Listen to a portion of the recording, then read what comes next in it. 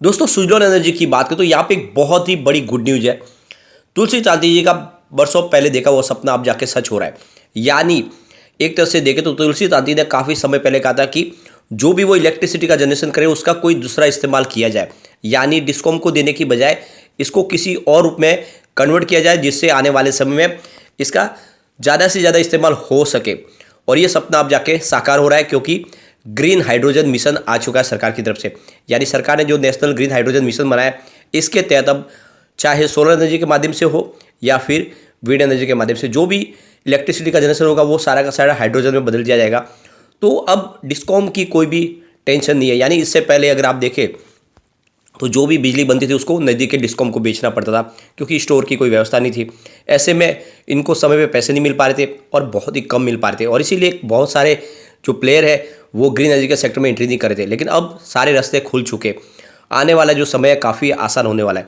तो जैसे कि अब सरकार ने अपना मिशन तो सेट कर दिया है ग्रीन हाइड्रोजन का, लेकिन कौन सी कंपनियां जो इस सेक्टर में आगे बढ़ेगी? तो बहुत सारी कंपनियां जिन्होंने कमर कस ली है। आने वाले समय में इंडिया ग्रीन हाइड्रोजन के माध्यम से विश्व गुरु बन सकता है और पूरे विश्व को ग्रीन हाइड्रोजन सप्लाई कर सकता है। यानी आप देख सकते हो कि जिस तरह से गल्फ कंट्रीज़ ने पेट्रोल डीजल के ऊपर अमीर बनते गए और पैसे कमाते गए, वैसा ही आने वाले समय में ये सिचुएशन हमारे इंडिया के लिए भी हो सकती है। तो बहुत सारी संभावना है जिसको इस वीडियो के माध्यम से डिस्कस करेंगे और कौन सी कंपनियां जिन्होंने शुरुआत कर दी है और क्या फ़ायदा इसको सुजलॉन को मिलने वाला है। सबसे पहले अगर हम बाजार की बात करें तो BSE सेंसेक्स आज 60,353 पर था, जहाँ पे 304 पॉइंट की हमें गिरावट देखने को मिली। यानी लगभग 0.50% की गिरावट थी। कल लगभग 1% बाजार गिरा और आधा % आज भी गिरा। पिछले 2 दिन में ही 1000 पॉइंट की गिरावट हुई है और ऊपर के लेवल से देखें तो कम से कम 3000 पॉइंट की गिरावट हो चुकी है। अब इस गिरावट के पीछे वजह है एफआई दिसंबर से ही लगातार बिकवाली शुरू कर चुके और जनवरी में भी उनकी बिकवाली जारी है। यानी वो फिलहाल प्रॉफिट बुकिंग करे। नवंबर में उन्होंने काफ़ी अच्छी खरीदारी की थी और इसी वजह से आपको इससे बाजार में दबाव दिखाई दे रहा है। सुजलॉन एनर्जी की बात करें, स्टॉक की शुरुआत आज 10.55 पर हुई और 10.05 का लो भी बना। हाई है 10.60 का, यानी कुछ समय के लिए पॉजिटिव माहौल बना क्योंकि कल की क्लोजिंग 10.40 की थी। अंत में क्लोजिंग 10.35 पर ही, जहाँ पे 0.48% की गिरावट देखने को मिली। यानी लगभग आधा % की गिरावट है।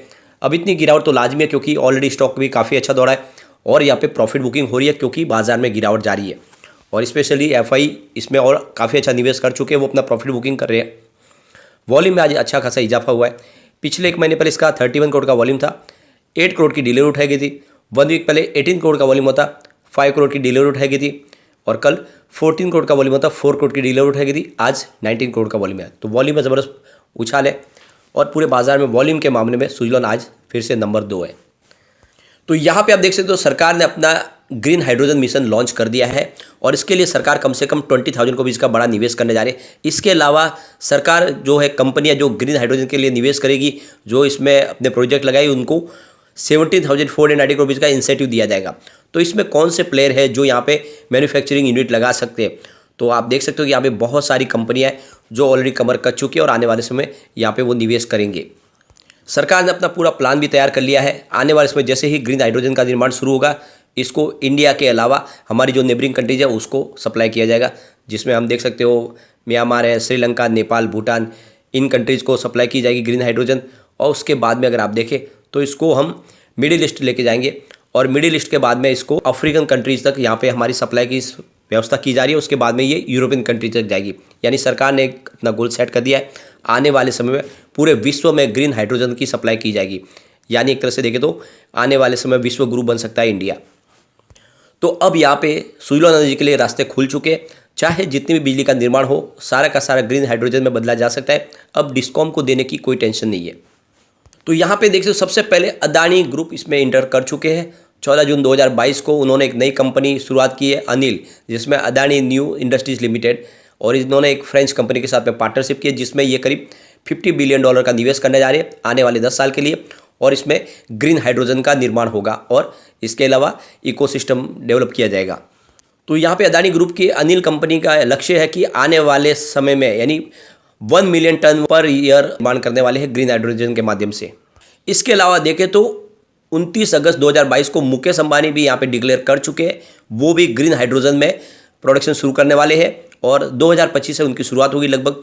और आने वाले समय इसके लिए उन्होंने तैयारी भी शुरू कर दी है। उन्होंने हिंदुजा ग्रुप, इसके अलावा अगर आप देखें तो अशोक लीलैंड के साथ में बातचीत की है, जिसके हाइड्रोजन पावर इंजन भी बनाएंगे वो।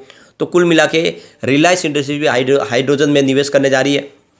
तो जैसे कि आपको रिलायंस को पता है इनका ऑयल का बिजनेस है, लेकिन अब उनको समझ में आया कि नया जमाने का जो फ्यूल होगा वो ग्रीन हाइड्रोजन होगा, तो उसके लिए भी उन्होंने तैयारी शुरू कर दी है। काफ़ी नया इन्वेस्टमेंट करने जा रहे हैं, कुछ एक्विजिशन भी होंगे। तो यहाँ पे 2 बड़े इंडिया के घराने ऑलरेडी इसमें एंटर कर चुके हैं। इसके अलावा सरकारी company Indian oil corporation limited भी इसमें एंटर कर चुके हैं और उनकी सब्सिडरी कंपनी ग्रीन एनर्जी का निर्माण शुरू करेगी। और आप देख सकते हो कि इन्होंने 2027 से लेकर 28 के लिए अपना गोल सेट कर दिया। तो कुल मिला के 5% और आने वाले समय में 2029 से लेकर 30% तक उनका जो भी प्रोडक्शन है उसमें 10% हिस्सेदारी ग्रीन हाइड्रोजन की होगी। तो यहाँ पे इंडियन ऑयल कॉर्पोरेशन लिमिटेड भी आ चुके हैं। इसके अलावा ONGC ने भी 2022 में आप देख सकते हो कि ग्रीनको लिमिटेड के साथ में एक बिजनेस टाइप के, जिसके माध्यम से $6.2 बिलियन का निवेश किया जाएगा रिन्यूएबल एनर्जी और ग्रीन हाइड्रोजन के प्रोजेक्ट के ऊपर। इसके अलावा ग्रीनको लिमिटेड ने सिंगापुर की कंपनी के साथ MOU साइन किया, जिसके माध्यम से दोनों मिलकर आने वाले समय में ग्रीन हाइड्रोजन के ऊपर कामकाज शुरू करेंगे। और इन्होंने अपना एक तरह से यहाँ पे शुरुआत भी कर दी है। उनका जो टारगेट है कि आने वाले समय में करीब 250,000 टन पर ईयर प्रोडक्शन करेंगे, और जिसके माध्यम से 600 मेगावाट पावर प्लांट सिंगापुर को इसकी सप्लाई होगी। इसके अलावा गेल इंडिया भी यहाँ पे जल्द से जल्द इसमें एंट्री करने जा रहे हैं और वो भी आने वाले समय ग्रीन हाइड्रोजन का निर्माण शुरू करेंगे। इसके अलावा अगर देखें तो BPCL ने उड़ीसा गवर्नमेंट के साथ में एक MOU साइन किया, जिसके तहत ग्रीन हाइड्रोजन और ग्रीन एनर्जी के ऊपर प्लांट लगाने के लिए यहाँ पे इन्होंने शुरुआत की है। आने वाले समय उसको एक्सपोर्ट भी किया जाएगा।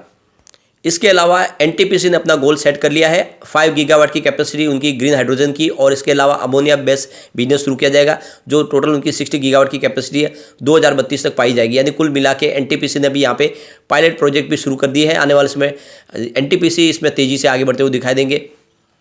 इसके अलावा लार्सन एंड टुब्रो भी इसमें ऑलरेडी एंट्री कर चुके हैं, वो भी यहाँ पे ग्रीन हाइड्रोजन के ऊपर गुजरात में प्लांट लगाने जा रहे हैं। तो या तो आप समझ ही सकते हो कि इंडिया के बड़े बड़े जो चाहे कंपनियां प्राइवेट हो या इंडियन गवर्नमेंट की कंपनियां, वो सारी की सारी ग्रीन हाइड्रोजन के लिए कामकाज शुरू कर चुके हैं। HPCL ने भी ऑलरेडी यहाँ पे अपनी तरफ से अनाउंस किया कि वो भी ग्रीन हाइड्रोजन का निर्माण करेंगे। तो ये तो अब आप समझ ही सकते हो कि आने वाले समय में ग्रीन हाइड्रोजन का भविष्य होने वाला है और यही फ्यूल होगा आने वाले समय का। और इसके लिए जितनी भी ग्रीन एनर्जी की सेक्टर की कंपनियां, चाहे सोलर एनर्जी हो या फिर विंड एनर्जी, सबको जितना भी प्रोडक्शन करने में कोई कमी रहने वाली, जितना करेंगे सारा का सारा यहाँ पे अब उसका ग्रीन हाइड्रोजन में उसको बदल दिया जाएगा। तो अब आप समझ सकते हो कि सुजलॉन के लिए गोल्डन पीरियड शुरू होगा। ऐसे में आपको लॉन्ग टर्म का नजरिया लेकर सुजलॉन में इन्वेस्टमेंट कर लेना चाहिए। ये डेफिनेटली आने वाले समय आपको मालामाल कर देगा।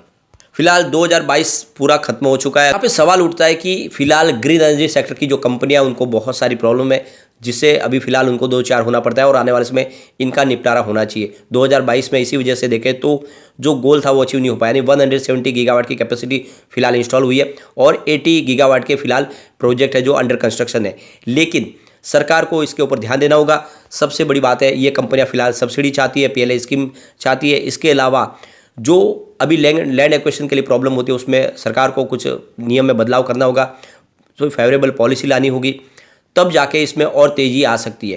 क्योंकि सरकार को अगर ग्रीन हाइड्रोजन में तेज़ी से आगे बढ़ना है तो इन कंपनियों के लिए कोई उनके फेवरेबल पॉलिसी लानी होगी, ताकि ज़्यादा से ज़्यादा सोलर एनर्जी और विंड एनर्जी में लोग एंट्री करें और ज़्यादा से ज़्यादा ग्रीन हाइड्रोजन का निर्माण हो, जिससे हमारा देश तेज़ी से तरक्की करे।